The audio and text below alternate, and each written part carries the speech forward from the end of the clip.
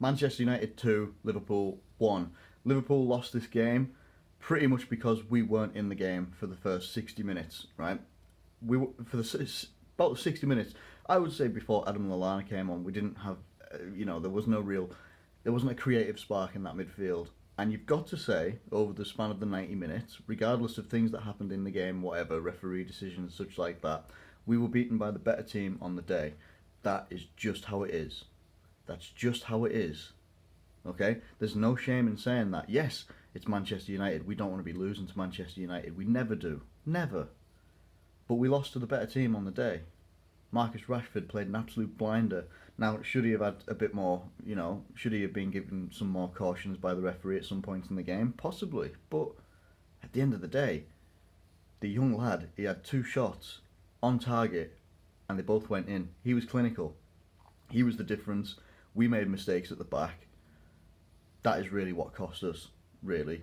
Now, a lot of people on social media, and I wanted to wait and see what people are actually saying. A lot of people are going in very, very hard on Trent Alexander-Arnold. And I've got to say, some of it, yeah, I can agree with. He did make some mistakes.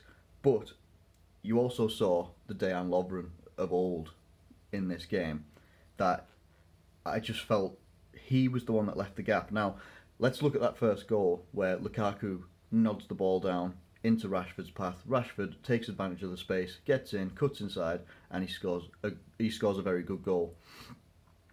That space was vacated. I don't think Lovren went and pushed by himself. The whole back line should have moved up. So is it the back line's fault? Could be. Is it Lovren's fault? In my opinion, yes it is. He's the one that's actually made the danger for the rest of the back line. He's took himself out. He's done what Skrtel used to do in his later years at Liverpool, where he used to go and push the man himself, take himself out of the defensive back line and put pressure under the rest of the back line, which then meant that Alexander-Arnold had to go up against Rashford, who was on fire that day, and he had to go up against Rashford by himself, and he didn't cope with it very well on those 2 goals anyway. Other than that, I don't actually think he did a great deal wrong, but I think because of that first goal, I think it knocked his confidence quite a bit. Lovren is getting some blame, but a lot of people are levelling it at Trent Alexander-Arnold, and I'm like, he's been very, very good for us this season. When we've been missing Nathaniel Klein, him and Joe Gomez have been outstanding this season, coming in as young lads, really young lads, and doing very, very well. One game where he's made mistakes that have cost us, it's going to happen. It's going to happen. I'm not upset or angry over Trent Alexander-Arnold making some mistakes. We lost the game because we weren't playing with the quality that we normally do.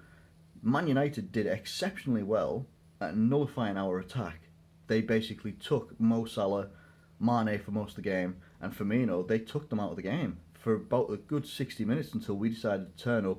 Adam Lallana comes on the pitch and gives us a little bit of creative drive, but we weren't in that game for 60 minutes. So to play with 30 minutes and you're into it, yeah, we get a goal, and it was a fortunate goal, to be fair, because if Bailly doesn't put it in the back of the net or make it a dangerous play, then De Gea probably saves that goal. But I mean, Bailly scored a goal that Ronaldinho probably would have been proud of. But at the end of the day, yeah, we were putting pressure on.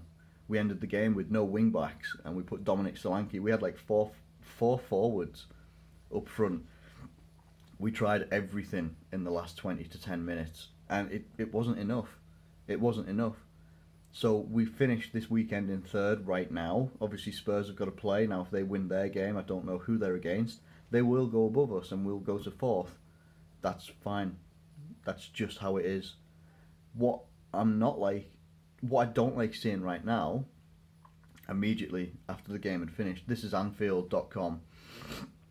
And I've become a little bit iffy with some of their articles lately anyway. I used to like them quite a lot, used to read them quite a lot, but literally straight after they tweet out massive setback for Liverpool. No, it isn't. It really isn't, in my opinion, a massive setback.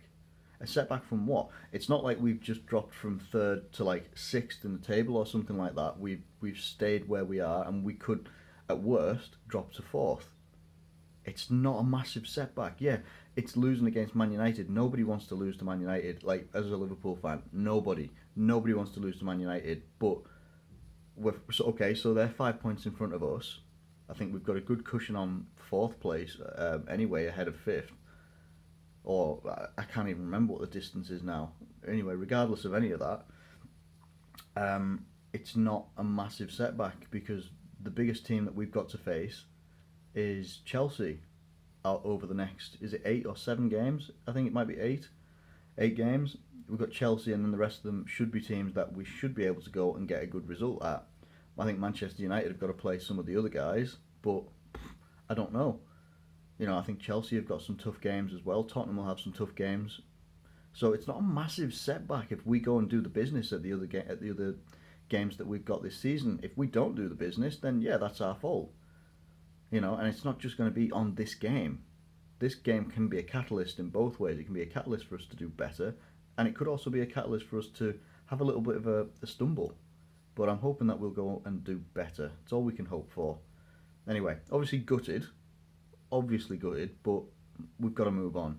We're still in a good place in the Champions League. I think that draw happens this week. We've just got to move on. Don't dwell on it. Do not dwell on this result because it actually isn't as bad as people think. If we'd have gotten the penalty decisions that I feel that we should have had, we could have at least drawn this game.